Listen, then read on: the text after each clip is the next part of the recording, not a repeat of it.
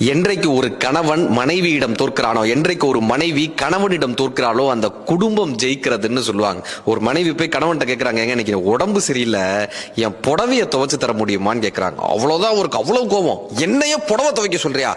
என்ன நினைச்ச? என்னுடைய அதிகாரம் என்ன? என்னுடைய பணம் என்ன? என்னுடைய பதவி என்ன? நான் எவ்வளவு பெரிய ஆள் தெரியுமா? என்னைய புடவை துவைக்க சொல்றியா? இனிமே உன் கூட குடும்பமே நடத்த முடியாதுன்னு சொல்லி ஒரு சாமியார் மடத்துல போய் சாமியார் ஆயிட்டாரு சார். 30 நாள் இருந்தார். 31வது நாள் மடத்தலைவர்கிட்ட கேட்டாரு, நான் இங்க வந்து 30 நாள் ஆச்சு, எனக்கு எந்த வேலையும் கொடுக்க மாட்டீங்க, எனக்கு ஏதாவது வேலை கொடுங்க சாமின்னாரு. இப்ப மடத்தலைவர்கிட்ட கேட்ட உடனே மடத்தலைவர் சொன்னாரு, உனக்கு நான் ஏதாவது வேலை கொடுக்கணும்னு தான் பாக்குறேன், ஒண்ணு பண்ணுங்க, இந்த ஆசிரமத்தில் இருக்கக்கூடிய பெண் துறவிகளினுடைய ஆடைகள் எல்லாம் நீங்க துவைச்சு போடுங்க, இதுதான் உங்க துறவரத்துக்கான முதல் வேலைனார்.